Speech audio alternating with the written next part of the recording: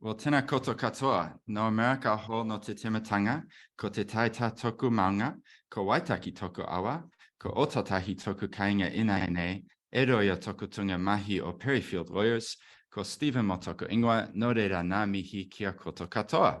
Hey, it's wonderful to welcome so many people joining us, and there's little dings as people are joining. It's great to see. I am excited that you all are so excited about governance and best practice. And what do the changes to the Charities Act mean?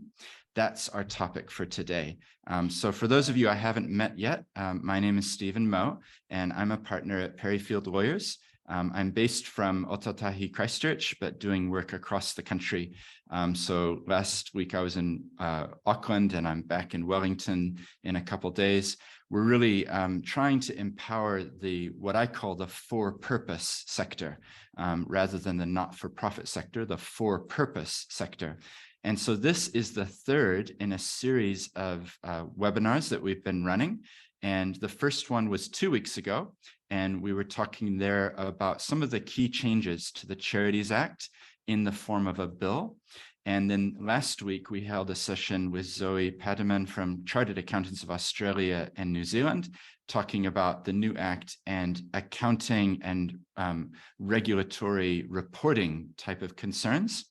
And then this week, we're really fortunate. We've got the Institute of Directors, and Guy is here, and he's going to be my co-partner in talking about governance and looking at charities and what are the changes going to mean.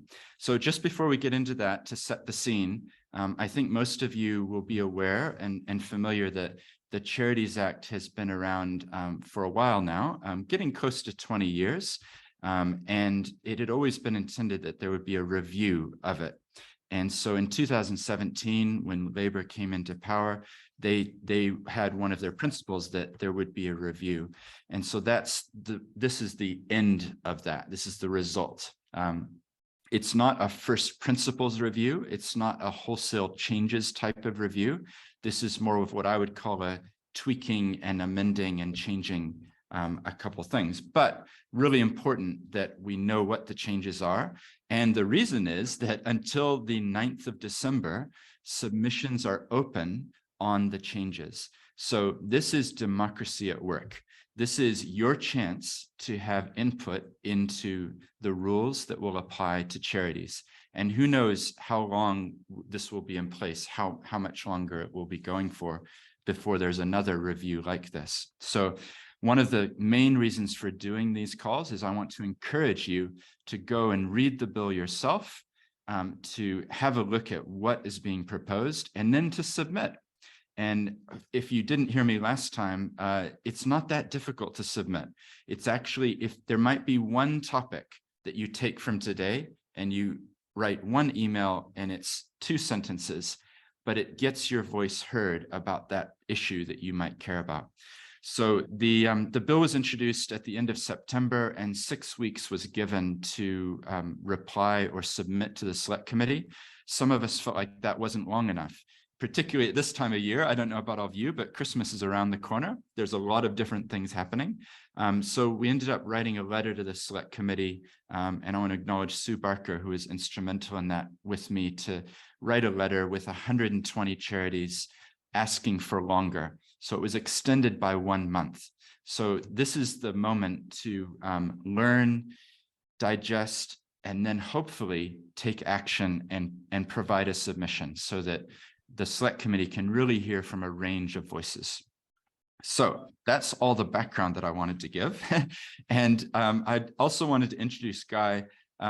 Guy, maybe you can give a little brief overview on yourself, but you're here representing the Institute of Directors in New Zealand, and I'm a member of the Institute of Directors. I also do some facilitating for the IOD in different courses and have helped with various things, including a podcast, actually, which we can talk about, called Board Matters.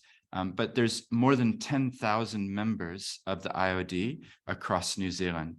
So to me, the IOD is there helping to set expectations and talking about governance, and really calling us towards the highest standards of governance that we can reach.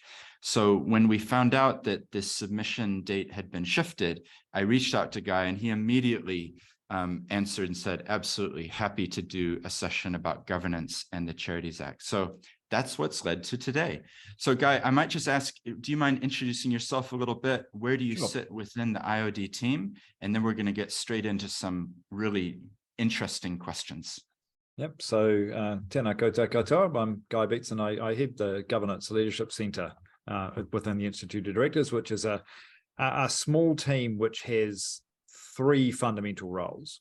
The first one is helping leading directors to understand the developing governance practice, both here at home, but internationally, and the developing governance thinking.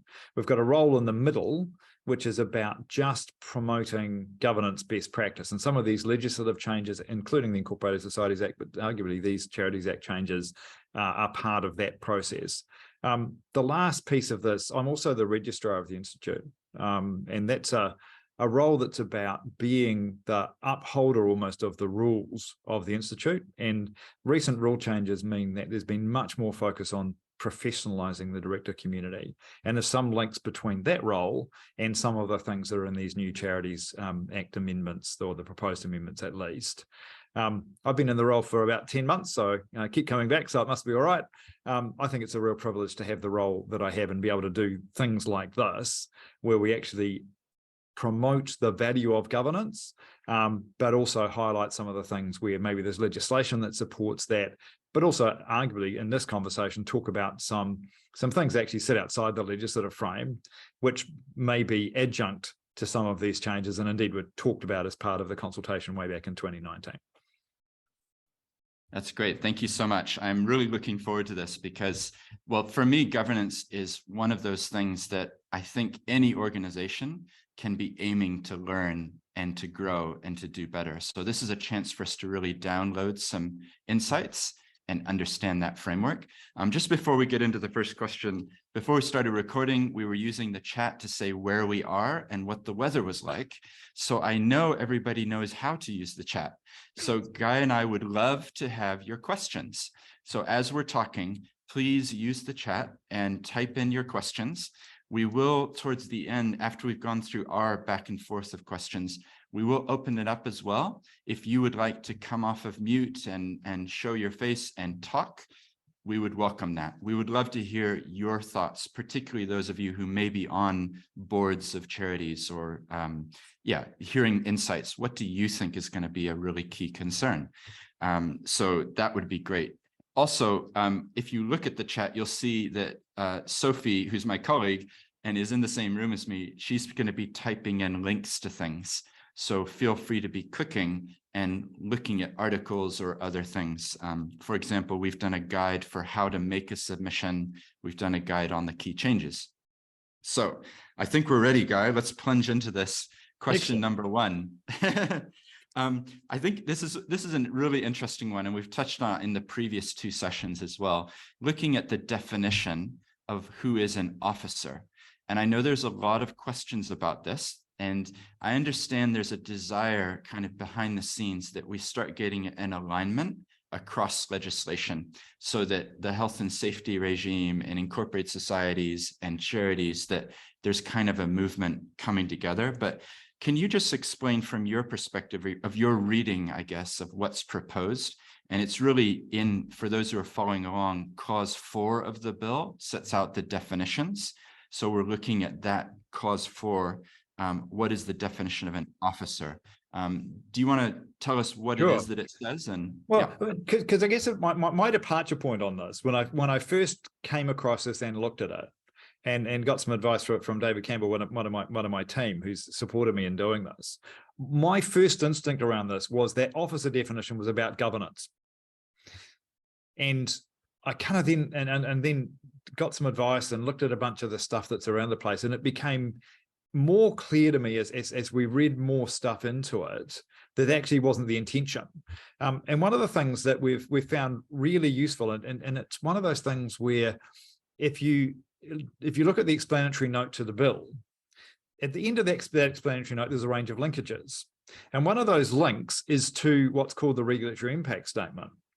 And what that regulatory impact statement does, and particularly in relation to this, is explain what the problem is it's trying to solve and how it's trying to solve it and the options that are being explored. So the more that we read into this, the more that we realize this was more a case of looking at it from an enforcement point of view.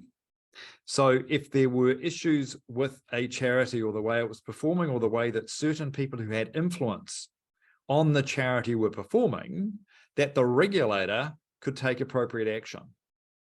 So that kind of removed all of my kind of governance type notions around this, because otherwise, you would have a thing that actually defined who was actually controlling the organization.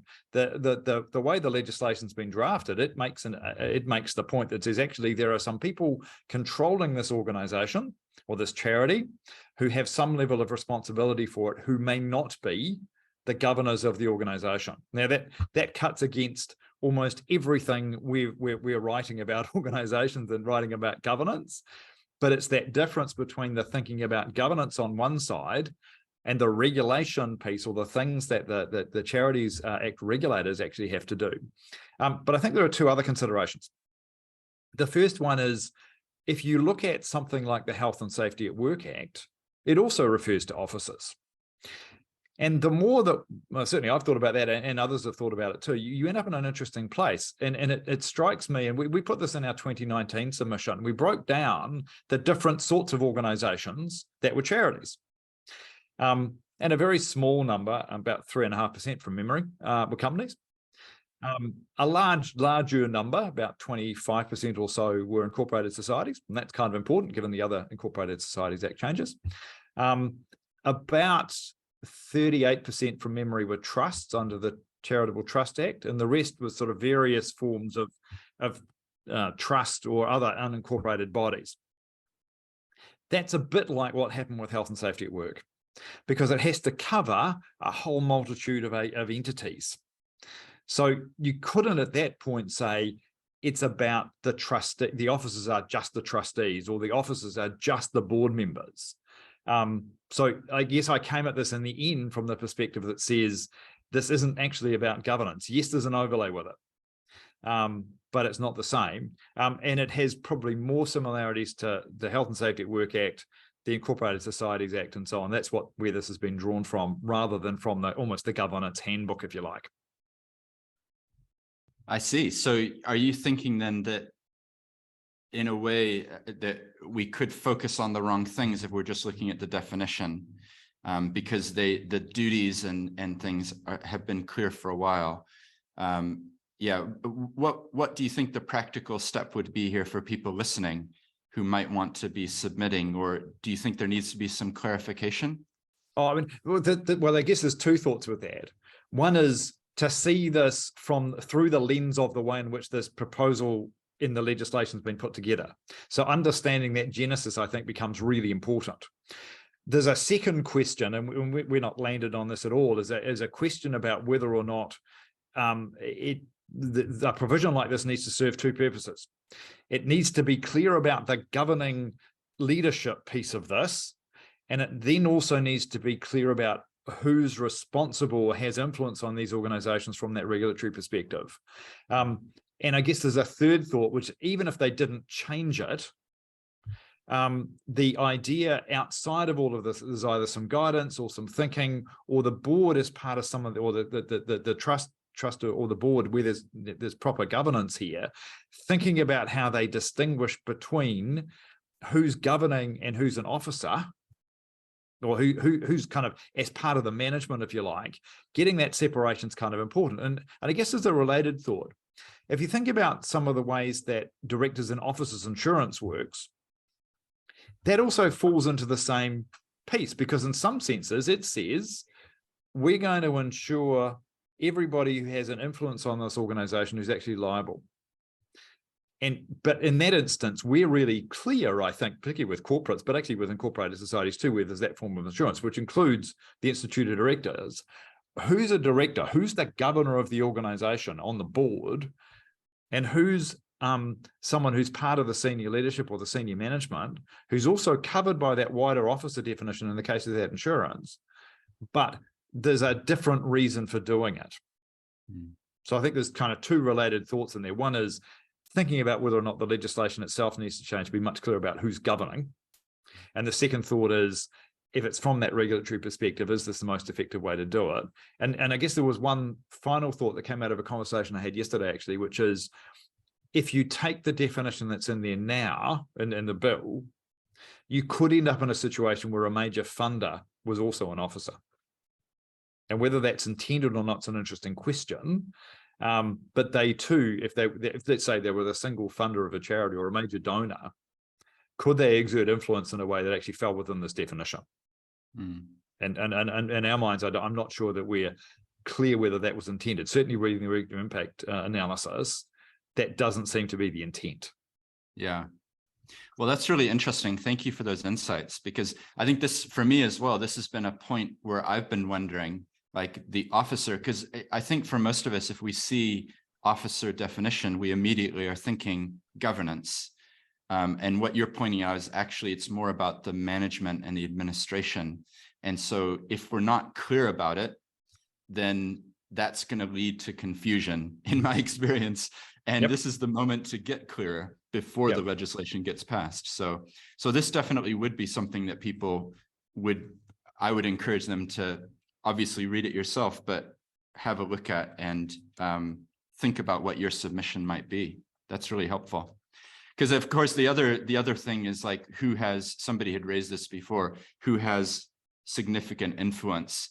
How far down do you go in the chain within a charity? At what point do you say, well, actually, there needs to be a cutoff point, and what will that cutoff point be? So, but I think it, in some senses, Stephen, when it comes to that, those people outside of the trust, the board, the directors, I think the legislation, in terms of that interpretive point, is reasonably clear, and well, it needs to be clear. I mean, in terms of the thinking that the officials did, it's reflected in the regulatory impact statement. It's pretty clear that it says actually there's some other people who might behave in a way that's not consistent with the intention here. And there's a level of transparency which you've obviously covered off in terms of the previous webinars.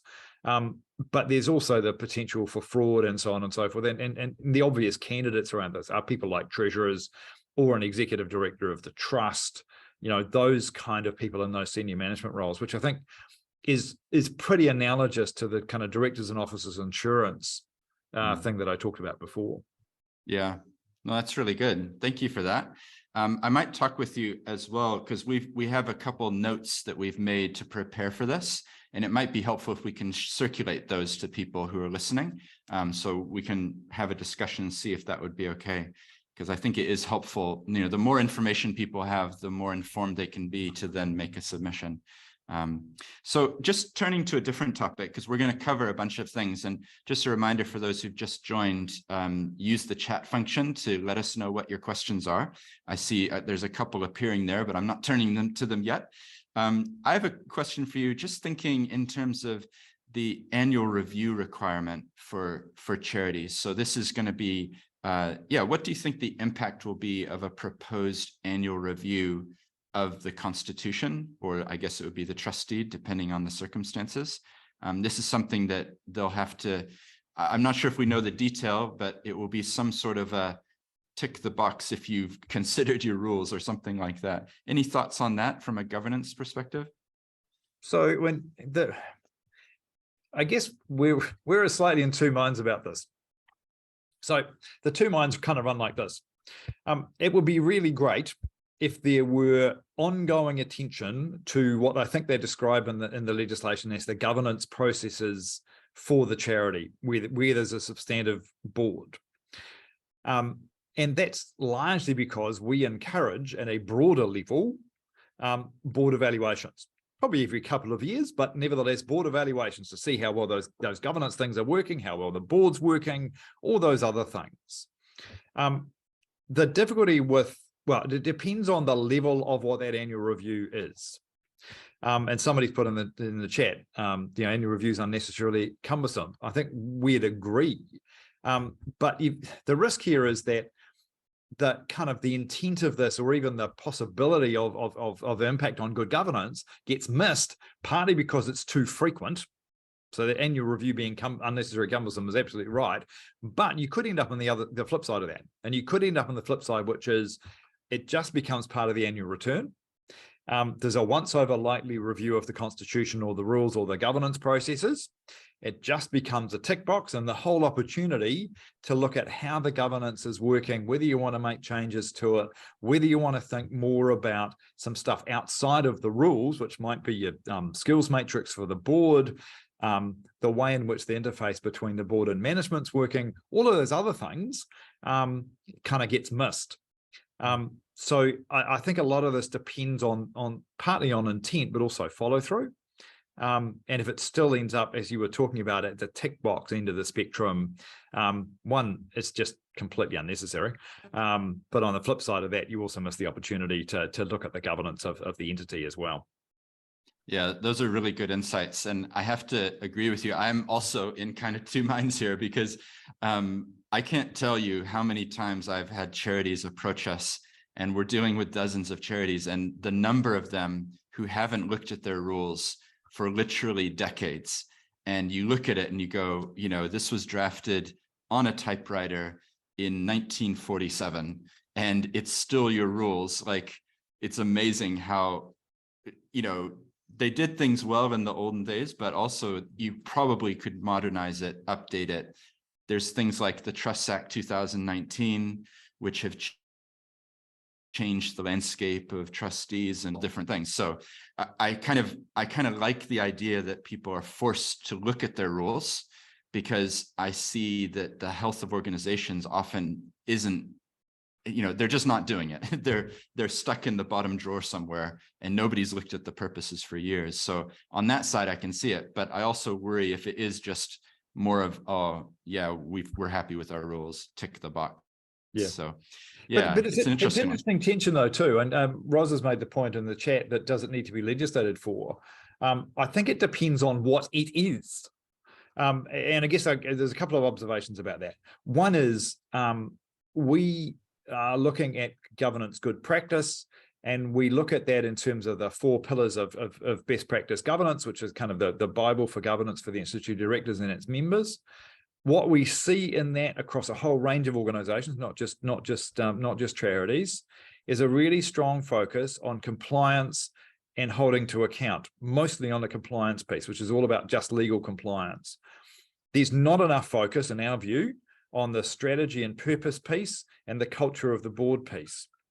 And the reason I mentioned the strategy and purpose piece is just to reinforce what you said, Stephen, and that is, in this instance, the purpose is fundamental to the way the organization works, but it's also fundamental to its status. And so if it's not driven by purpose, and you started this out saying, look, this is about purpose-driven organizations, and in some senses, we'd argue that that should happen across all organizations, being clear about purpose. And we said so in a briefing, or a submission we made on the long-term insights briefing for MB on purpose-driven firms. If there's not that focus, then actually the whole bunch of the things that flow from that in terms of strategy and direction and being really clear with donors as well as staff in our charities where they're going, that becomes really important. So that's why I think it needs to be there. Whether it needs, the second thing I wanted to add was that for the 25% of charities who are incorporated societies, they're going to have to review their rules anyway.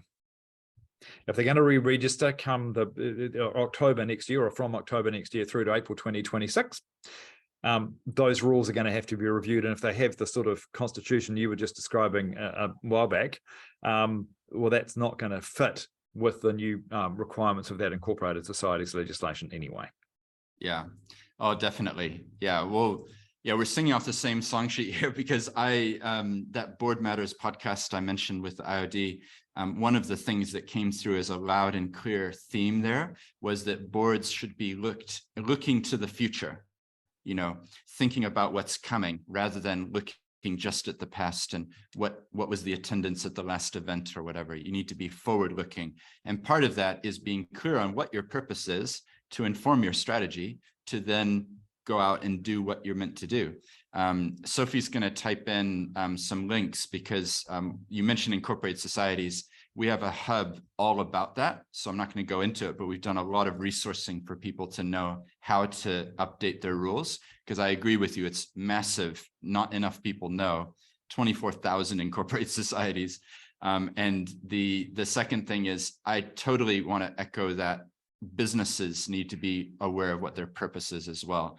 And I think for too long, we've focused on shareholder primacy in looking at companies in terms of profits, but also we need to bake in purpose for the future business. You know, there's too many crises out there for us to stop to ignore purpose and business. So there's some links going in the chat about that as well. But I think so just to echo what you've said though, Stephen, when I think that purpose piece is even more baked in with charities, because of their tax-free status and implicitly the transfers from the rest of society to charities, almost the verification almost that goes with being declared a charity through a regulatory process that attracts donors.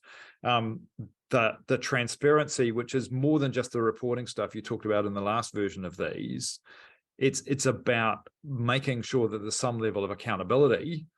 I guess that's the third pillar for us too. The holding to account piece here is not just governance holding management to account, but actually the entity being held to account by the wider community and the donors. Having that clarity of purpose and following that through in the strategic stuff in that instance matters too. Yeah, no, I agree with that. And I think increasingly what I've been advocating for, actually, just to go on a slight divergence, is charities are required to state their purpose in their trust deed or their constitution. What about companies? Actually, to set up a company, you need to know the name, a director, a shareholder. You don't have to have a constitution at all. You don't have to say anything. So I've been advocating that actually for companies, for-profit companies, it would be an amazing innovation in New Zealand if we actually had that as a requirement, where new companies have to specify what they're there for, what's their impact going to be. And I think this is echoed in section 131, which is currently about to be amended. So Dr. Duncan Webb's proposal is picked out of the hat, and it will now say, when considering the best interests of the company, directors may consider the environment, the treaty, employees, and others. So it's a fascinating shift for those who aren't aware from this shareholder primacy profit motives to stakeholder governance and a different conception. But let's come back to charities. So I want to ask you, and this is super topical, because even yesterday, right, it was front page news looking at the age of voters. And so I'd like to just see what your view is on what the charities proposals are saying about the officer age. So the eligibility for charities and what it says. Do you want to outline what it says, and then we can talk about it? Sure. So where they landed, which turned out to be option 3 in their options analysis, was to have a situation where at least one of the officers of the charity needed to be over 18. But you could still have 16 and 17-year-olds as part of the trust. Now, that's a really interesting thing from a personal perspective, because I should probably have said that I'm fairly heavily involved in Scouts Aotearoa as well. So I'm the National Program Advisor for Scouts. We have distinct rules around how we appoint people to various governance roles, as well as the council for Scouts Aotearoa, which means that we actually deliberately have people under 26, young people under 26 who are part of the governance. And it's not a charity, it's set up in a different kind of way. So this kind of resonated with me for quite a lot. The interesting thing about it, though, is the regulatory impact statement makes clear that the impact of this change actually doesn't affect that many people. I think if I remember correctly in my reading of the regulatory impact statement, it says it's about 30 people. I'm not quite sure what the source of the data is for that. But like you, given the Supreme Court's judgment released yesterday, it raises some interesting questions, not just in an Electoral Act context, but also potentially in this instance, as to whether or not, given that ruling, whether or not this 18 threshold here actually might actually breach the Bill of Rights. We don't have a view about that. and I'm not going to opine on that today, but it's certainly worthy of some consideration in this context. But getting back to the principle is, if you've got a charity, for example, that's focused on young people, having young people actually be able to be part of that governance while being supported and scaffolded to do that in a way that actually still meets the charitable purpose and so on and so forth, seems to make a lot of sense.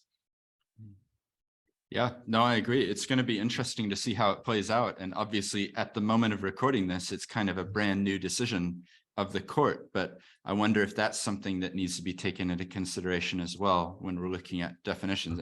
And I just like to echo one bit of what you said, which is I've actually helped people who are very young, like 14 years old, 15 years old, and they have this amazing idea and they want to have an impact. Like, who am I to hold them back? Because that enthusiasm that comes with youth, like, imagine starting a charity at a super young age, and then what that person will go on to achieve in their lifetime. Maybe they'll learn some skills, that it doesn't work out, but they'll be ready when they're 20 and they start their second one. So it's no, I think that's right. I mean, I guess the slight twist on that, and it's a personal view, not an IOD view, is that I also would want to make sure that those young people are well equipped to understand the risks that are there, the complexities in this stuff, the accountabilities that go with it, so that they can actually fulfill that duty and have the level of learning that I think you're pitching towards, actually, Steven, in this context. So they come out of that experience having delivered value for the wider community and the donors and so on, for whatever charity that young people might be leading. But they're not exposed to too much risk on one side, but actually, and where mistakes are made, actually learn from them and are supported to do that. So in some sense, it's not set and forget. And all of the stuff we've just talked about is nothing to do with the legislation, all about the way in which you think about how we support our young people to fulfill these roles in a way that actually, taps into that enthusiasm that means they do so successfully. Yeah. I think there's a lot of upskilling that could happen, and probably not just for the young people, right? Because the reality is some people start things or they join a board and someone assumes that a magic wand suddenly was waved. And as soon as they sit down at the boardroom table, they suddenly know about governance. But it doesn't happen that way. It's like any skill. It's like any knowledge. You need support to learn. And I know that there are some good free resources out there.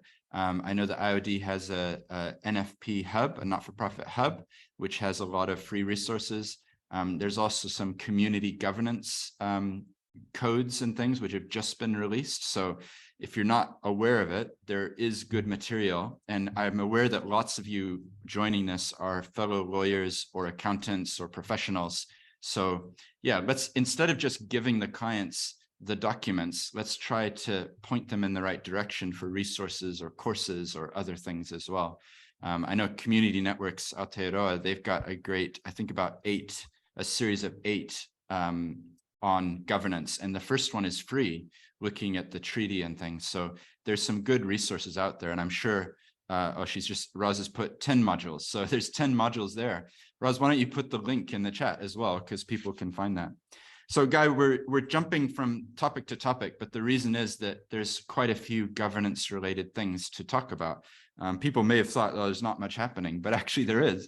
So how do you see the changes in terms of disqualification criteria in the amendment bill? Any thoughts on that topic? Well, I mean, I guess it's a growing theme in governance generally. I mean, I alluded before to the changes in the rules to the instituted directors and the focus of that rule change on professionalizing directorships. And so as a starting point from that governance perspective, these changes are about making sure that those similar sorts of things are followed through in a legislative way. But I think in terms of our submission, particularly on the discussion document in 2019, we put the emphasis on the fact that there's a threshold here around public trust, around exemplary attention to things like ethics, conflicts of interest, all of those things, in addition to the kind of the regulator being able to deal with the most out there behaviour that might come from the officers. That's all about making sure that this really important sector, and I think from memory, the size of the asset base of the sector is $58 billion. That's in various other things that DIA produced. That's quite a significant asset base, and therefore there's quite a lot of both cash and assets flowing into the charities to deliver their charitable purpose. That requires exemplary behaviour and ethics and those kind of things, and that's a critical part we see of good governance. But I think the threshold's much higher in this case. So you look at those changes, some better definitions of what wrongdoing actually looks like. That means everybody who is subject to this legislation is clear, but it also means the regulator is clear as well. Yeah, that's really good. You'd be surprised how many people approach, because I help set up a lot of charities, and so many approach and they say, oh, I've asked this person to be a trustee. They just want an email from you telling them that there's no implications of being a trustee, like there's no legal liability or any potential. And I'm like, no, I can't do that.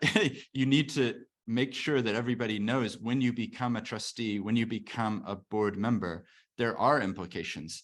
And I think quite often, because this particular sector is wearing the hearts on the sleeve, we're acting from motivations of the heart, people assume that it's just being done from, I care about these people, whether it's education, poverty, sport, whatever. I want to help them, but actually not realizing that there is some implications too. So I agree with your intent there. We need to, in some ways, professionalize it a bit more and take people on the journey so that they understand what their duties are, so that they can then comply and then hopefully have much better outcomes for everybody. So yeah, and I think that's right. But just pick up that thread. I mean, it's a theme that's arisen in some of the thinking about the new Incorporated Societies Act as well, 2022. And I guess we come at that from the perspective in a way like you have, but emphasizing it just a little more. And that is, we'd much rather have a situation where people understood those duties, but they looked at it from the perspective of how to get the best possible decisions made by the people best suited to make those decisions, the best informed, bringing their due care and skill and those sort of things, which mean that there's a really strong focus on good governance, and the motivation is that. So it's the charitable purpose and doing good things piece you talked about, but it's also about making really good decisions informed by really good decision-making frameworks and people with the right skills and so on and so forth, applying those skills, rather than come at it from the perspective, in some senses, of creating a set of incentives on the basis of the fact that you might be taken to court.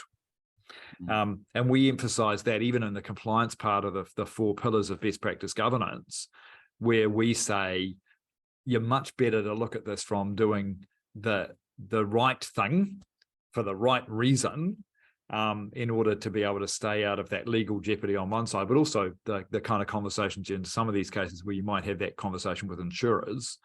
Much better to be on the side of the spirit of all of this and what's it intended to do, rather than the legal bit of it.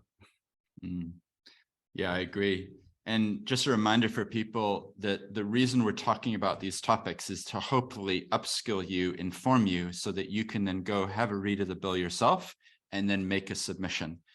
We're not trying to dictate like these are the submissions you should make. It's much more of an awareness, talking about the issues. So Guy, I've got one last one just before we turn to some of the chat comments, and somebody may want to come off and share as well. What do you think, just thinking about directors, trustees, boards, what should they be doing to ensure that they make sure that their charity retains its status as a charity? Any thoughts on that? Well, I mean, some of that goes back to the thing we were talking about before in terms of the annual review, or whatever frequency it happens to be.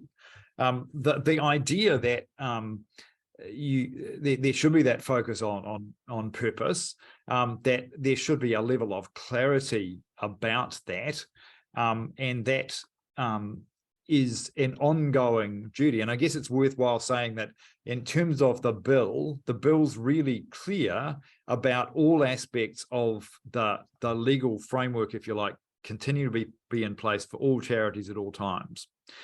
whether that's in terms of the nature of the directors, or being clear about the charitable purpose, or fulfilling the annual return requirements. All of those things need to be done in order to maintain that charitable status. And the core of that, though, is that clarity of purpose and maintaining that purpose. But I guess we'd also say that there are times when perhaps the nature of that purpose changes. And if that's the case, or there's some new purpose that opens up, something on the basis that perhaps a charity has been created for one purpose, and actually it's done some really good things, and actually the need for that purpose changes, or perhaps it even morphs into something else. The notion of continuing to have those, the governors particularly, the boards and trustees having those conversations that say, actually, are we still relevant in terms of doing this stuff?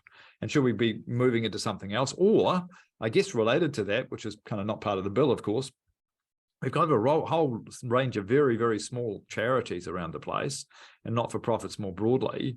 Maybe part of that consideration of that charitable purpose is actually say, does somebody else, does some other organisation have something similar? And are there actually some merits in terms of us fulfilling our purpose along with a bunch of others who are in that same space as charities? But I think that the thing we probably need to highlight here is actually just that ongoing need to maintain that charitable purpose and all the other provisions of the law in order to maintain that charitable status. Yeah, I think it's a good question. At the start of the lockdown and COVID and things, I had a session with Craig Fisher from RSM, and we wrote a paper together. I like writing white papers sometimes, and this was a white paper called 7 Hard Questions that charities need to be asking in the context of COVID. And one of the questions is, should we continue? And it's a really hard question, because sometimes you think about it, this charity was started 67 years ago, and there's a legacy and a brand, and you worry, or at least I worry sometimes, has it become more about perpetuating the entity than actually going back and revisiting the purposes and saying, are we fulfilling the purposes that we were set up for? And maybe we aren't best placed to do it. Maybe it is time to pass the baton on. So those are hard questions, right?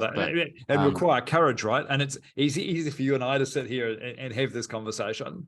But if you've got a legacy and a culture and a way of operating and so on and so forth, I personally think from an organizational perspective, those things are really hard to change.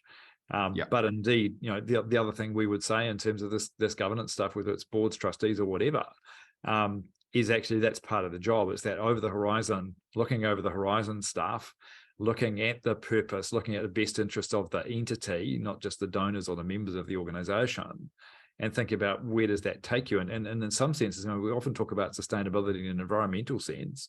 A lot of this stuff is about sustainability of the organizations, and sustainability in the context of, if you're adding value and you've got a set of capabilities, how do you best deploy them to serve people over decades, if not hundreds of years, as an organization, rather than just how we're serving people today. Yeah, that's right. The other bit, the counter to that, all of this as well, is that sometimes purposes have changed, but like I said before, people haven't read the purposes for so long that actually, and I love this picture because I've seen it happen, it was set up, the charity was set up in 1972 to support preschool children. And then some funding came available for primary school children and some outdoor education. And then some funding came available for teenagers and suicide prevention. And then some funding came available for university students and helping them adjust to whatever. And you look at it, you go, wait a minute, the purposes talk about preschool children, and now we're helping this other group. So I think it's about being a bit organic and allowing organizations to grow and change over time as well. Yeah, that's really good. So, hey, Stephen, yeah. I'm just conscious we skipped over one of the things which I thought was really important, and that's around the role of officers as it's now defined in the bill. Let's go for it. So we've talked about directors' duties, and there's a piece in the chat actually that talks about whether or not, as people are appointed to a committee or a trust or a board, whether they should also, when they're signing off in the Incorporated Societies Act, whether they should also be reminded of what their duties and responsibilities are. That's definitely something that could be done. It's not a legal requirement, But interesting enough, we produced something earlier in the year. In fact, my colleague David produced a document which is a due diligence checklist for board members. And what that does is actually look at it in terms of what do you bring to the table?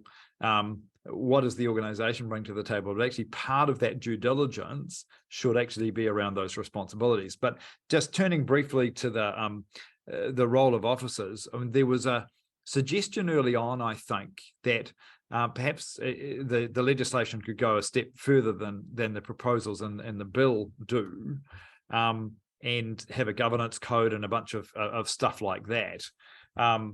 So we think the officer requirements in here probably go about as far as you'd want to go. So they're clear about what the responsibilities are, but they also recognize the fact that there are different sorts of duties for companies, company boards, and incorporated society committees, arguably different forms of trust as well. So in some senses, they have to be drawn at a relatively high level. Giving some clue about that, given the public trust, if you like, that has to be engendered through this actually, and being clear with people that there's certain levels of obligations for people who are steering these things, still strikes us as pretty important.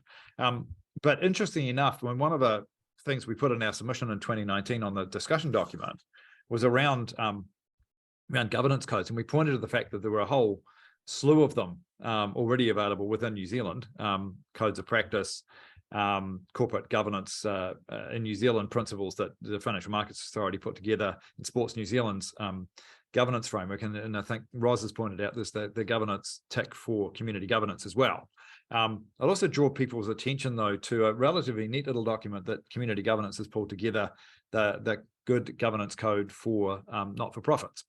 And that's a relatively straightforward document that gives some clue about how to go about this. So in some senses, again, it's one of those things where you look at the legislation, that can only take you so far. Some of these other tools, and some of them are particularly designed for smaller organizations, for not-for-profits, or for purpose-driven organizations. And we think that that Good Governance Code for not-for-profits is a pretty good start, because it's not the 300-page manual that you get from the Institute of Directors, or the equivalent thing from Sports New Zealand. Yeah, well, I'd like to think that one of the changes that we can help people to think about, because we've got a lot of organizations here and a lot will listen to this or watch this video afterwards, is the idea of having induction packs for people, so that when you join a board, you're given some links to different things, or you're given some handouts, you're given some resources, so that there isn't this assumption that you know what you're doing the first day. And actually, there's actually a lot of resources out there. I mean, just to highlight another one, Sport NZ, they've got a really amazing 9 steps to governance. You know, that there's resources there. It shouldn't be a case of people saying, but I don't know what to give, you know. So somebody's put in the chat, can we have the links that are going in the chat? And I think we will be able to circulate those as well, because this is the type of thing that you could probably copy paste a lot of these resources and say to a new person, have a look at this, you know. It's an interesting thing, though, to pick up your point about access to resources. One of the things we've noticed, and David made this point to me the other day, actually, is it's kind of just in time. So we put out a range of material to our members every fortnight, and something called Director Download, which goes to all of our members. But we're really conscious of the fact that lands on people's inboxes, and it may not be quite the right time for them. They may not be, they may not be just going onto a certain kind of board, or that issue may not have arisen in the last fortnight or whatever. So part of the trick here is just a level of awareness that these resources exist, and that sort of trigger for all of us actually to say, almost inevitably somebody will have written something about this, or there'll be some sort of guidance. It's just really a case of trying to find it. And while I'm loath to say this, I do think that Google searches do take you to the right place quite a lot of the time, particularly if you've got some idea about where to look, whether it's the Institute of Directors or Community Governance, Sports New Zealand, and other organizations as well. Yeah. And one of the heartening things for me, and one of the reasons I do these sorts of calls, I also do impact calls once a month to gather the sector. one of the things I'm trying to encourage, and thankfully lots of people are on board and doing this anyway, is collaboration, partnership. And the reality is that Philanthropy New Zealand is an amazing organization with a lot of resources, and they have a newsletter, and IOD is there with a newsletter, Community Networks is there. Like, if we could share and come together and share resources rather than getting the typical Kiwi mentality of number 8 wire, I need to create something new, I have to build it from the ground up. Actually, there's a lot of resources that we could support each other with. So yeah, it's just a plug to do that. Stop making new things, like let's partner and work together more and more. So, but I am encouraged about that. I think it's changing. I'm seeing a lot of people coming together and working. So that's good. Guy, we're going to jump into the questions because we'll run out of time soon. Yep. But was there any other points you wanted to make before we did that? No, let's get into the questions we've got in the chat. Yeah, perfect. So I think one of the first ones was, Tom said, it's not a governance question. What's the relationship between Charitable Trusts Act 1957 and Charities Act 2005? So I think the difference is the Charitable Trusts Act 1957 is specifically about charitable trusts, whereas the Charities Act 2005 is a broader umbrella, which talks about registration as a charity. I know this gets confusing for people, but one of them is about setting up an entity.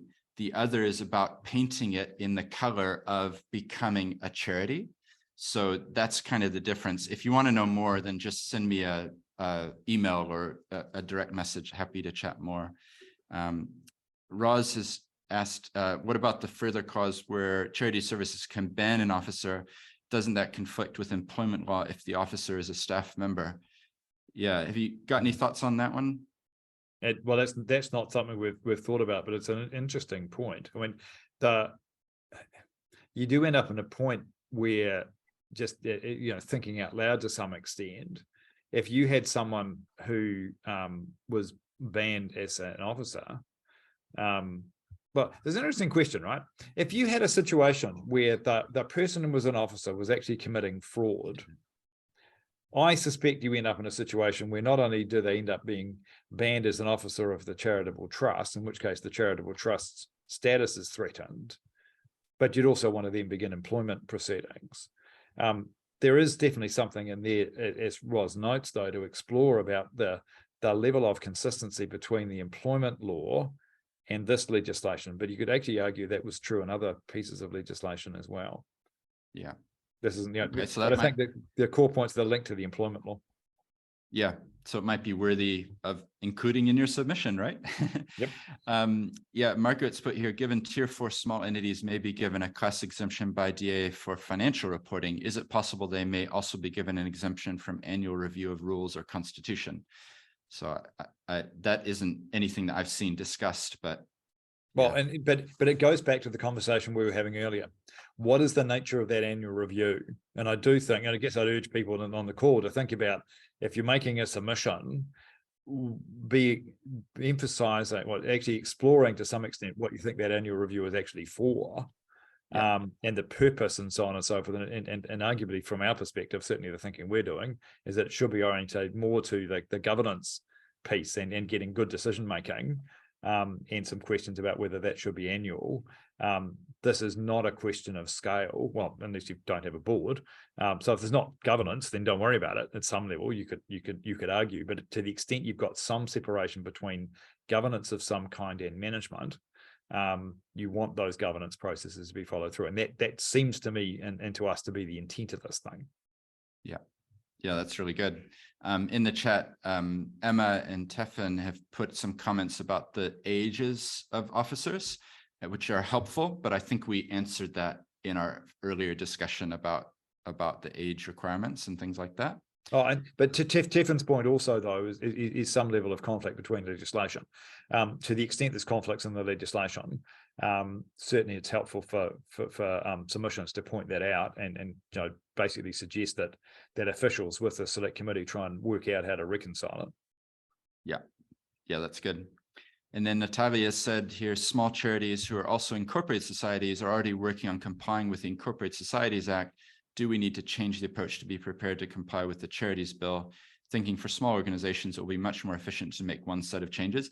I have to say one thing, which is I wish that the people in charge had talked to each other a bit more instead of having like consultations on incorporated societies, which I think in today, and also on the Charities Act, like let's try to have a little bit of spacing out here. But aside from that, I think the key is that incorporated societies, it's not a hit the red button, we need to change things right now, because they're still consulting on regulations. So it's from October next year, and then there'll be a 2.5-year period. So, and then the charities, the bill itself, I'm not sure that there would be fundamental changes that you need to make to your trust deed or document. It's more just being aware of what requirements are. Any other thoughts on that? Yeah, no, absolutely agree. And I guess it is one of those things, certainly in our conversations with officials at MB working on the implementation of the new Incorporated Societies Act, that length of time you've just talked about, Stephen, was all about giving people the opportunity to actually have a pretty good look at their constitutions and so on, but also recognizing the social process that needs to go with that. And to the extent that that social process includes looking, say, at the purpose in the constitution of an incorporated society, that will throw up some other questions which actually then relate to not so much the legislation changes to the proposed legislation changes to the Charities Act, but just more particularly looking at the purpose, where purpose is fundamental to being a charity. So the notion of spending a bit more time, and they've given, I think, as you've said, through to about April 2026, and that might be extended depending on how things go. Better to take the time and not be rushed into this. And to the extent that some changes are required, or you think changes are required as a result of the Charities Amendment Bill, in whatever form it's passed, take the time. Yeah, exactly. And then we've got a couple of comments which resonate with each other, saying, like, given Incorporated Societies Act requires a committee member to agree in writing to be a committee member, should this document include a note around duties and responsibilities, which comes back to that sort of induction and training point. And then Sebastian has put in a helpful comment that when he was secretary of the Lincoln University Foundation, they introduced an induction for new trustees, which was appreciated by the individuals. So yeah, maybe that's something you can take away, as well as thoughts about what to submit. Why not have an induction process, induction pack for people joining your boards? So Guy, I want to be mindful of time. We want to be prompt with our events that we run together. So I want to say thank you so much for joining. It's been really great to get a download of your thoughts and understanding of what you're thinking about from a governance perspective. Like I've said a couple times, the point of this is to stimulate discussion. Please go away and now read the bill, have a look at overviews of what the changes have been. And also, I wanted to say we are going to send the links that have been in the chat. So be watching your email. I know some of you are listening to this afterwards, or also if you're listening now, you might know somebody that this would help. So please feel free, when you get the link, forward it on to other people. I think hopefully you can tell Guy and I are both approachable human beings, and I'm sure that we would welcome any comments or feedback or questions. We'll do our best to help you with those. I'm on LinkedIn if you want to connect in that way. I do a lot of posting of things there. And also I'm hosting these calls every month. So the next one happens to be this Friday. It's a busy time, but I've got the Race Relations Commissioner, Meng Foon. He's going to be sharing about some of the things that they're involved with, as well as another charity called Safe Surfer. Rory's going to be sharing. They're doing some helping young people with navigating the interwebs. Yep. So he's going to be sharing about their process of setting up. So thanks everybody for joining. We really appreciate all of the work that you're all doing in your communities, and we're glad to have been able to support a little bit today. Thanks, everybody. Can I make one last comment, Stephen? There's a thing that's come through as a direct message to me, right? And you can't see it, but I want to clarify a comment that I made earlier in the discussion.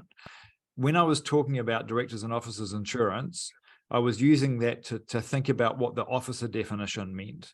The question that's been asked of me directly is, did I mean that there would need to be liability and indemnity insurance for charities as a result of this legislation, or indeed with the new Incorporated Societies legislation? The answer to that is no. It's something that needs to be thought about. and thought about in terms of the level of exposure for individual directors or trustees. Certainly not something we're going to provide a view on. But I can just endorse your comment though, Stephen. I really admire the number of people, and I think from some estimates it's about 300,000 people involved, most often on a voluntary basis with our charities. They're responsible for some really big decisions that affect our community that I think often goes unrecognized, and I'd like to recognize that today too. That's great. Thank you. All right. Thanks, everybody. Have a good rest of your day.